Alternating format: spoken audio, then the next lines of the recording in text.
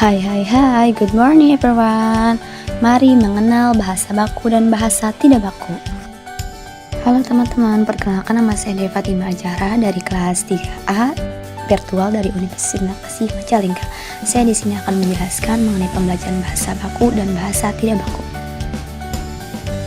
Sebelum penjelasan materi, kita harus tahu dulu apa sih tujuan pembelajaran mengenal bahasa baku dan bahasa tidak baku. Oke, di sini ada beberapa poin mengenai tujuan pembelajaran bahasa baku dan tidak baku. Yang pertama yaitu agar siswa mampu mengidentifikasi ciri-ciri bahasa baku dan tidak baku. Kemudian untuk tujuan yang kedua yaitu agar siswa mampu menggunakan bahasa baku dalam konteks formal dan bahasa tidak baku secara tepat dalam konteks informal. Kemudian untuk tujuan yang ketiga yaitu untuk meningkatkan kesadaran berbahasa agar komunikasi lebih efektif dan sesuai situasi. Kemudian untuk tujuan yang keempat yaitu untuk menumbuhkan penghargaan terhadap standar bahasa Indonesia sebagai alat pemersatu bangsa. Sekarang kita ke inti materi teman-teman. Nah, di sini ada penjelasan mengenai bahasa baku. Jadi, apa sih bahasa baku?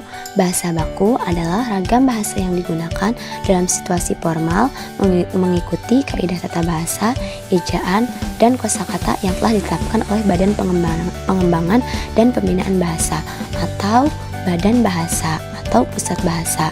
Bahasa baku juga digunakan dalam tulisan resmi, misalnya seperti pidato, laporan akademik, jurnal ilmiah, dan komunikasi resmi lainnya. Dan materi selanjutnya yaitu ada bahasa tidak baku atau bahasa non baku. Bahasa tidak baku atau non baku yaitu ragam bahasa yang digunakan dalam percakapan sehari-hari, bersifat santai, dan tidak selalu mengikuti kaidah baku.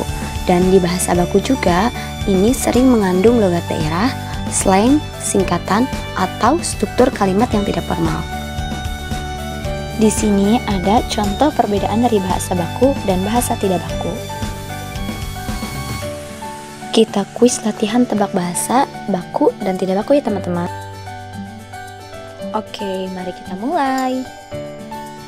Di sini ada 10 kalimat, yaitu kalimat yang masih belum tahu apakah ini kalimat baku atau kalimat yang tidak baku atau bahasa baku dan tidak baku.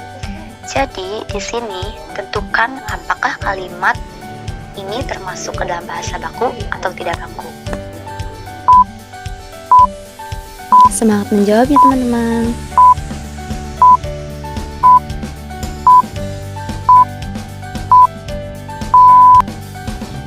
Oke, sekarang kita lihat ya jawaban kuisnya teman-teman.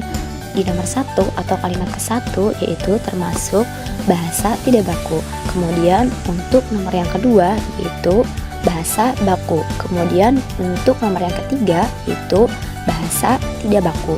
Kemudian untuk nomor yang keempat yaitu termasuk ke dalam bahasa baku. Dan nomor yang kelima termasuk ke dalam bahasa tidak baku. Dan jawaban selanjutnya, jawaban kuis nomor 6. Oke, di nomor 6 yaitu termasuk ke dalam bahasa baku. Kemudian untuk di nomor 7 itu termasuk ke dalam bahasa tidak baku. Kemudian untuk yang nomor 8 atau kalimat ke-8 itu termasuk ke dalam bahasa baku. Dan ke-9 yaitu termasuk ke dalam bahasa tidak baku. Dan yang terakhir nomor 10 termasuk ke dalam bahasa baku. Nah teman-teman, kira-kira jawaban teman-teman benar gak nih? Yang terakhir ada kesimpulan. Jadi bahasa baku dan tidak baku itu memiliki fungsi dan tempatnya masing-masing. Bahasa baku itu penting digunakan dalam situasi formal untuk menjaga kejelasan, kesopanan, dan keseragaman berbahasa. Sedangkan bahasa tidak baku wajar digunakan dalam percakapan santai. Kemampuan membedakan dan menggunakan keduanya secara tepat mencerminkan kedewasaan berbahasa dan kepekaan terhadap konteks sosial.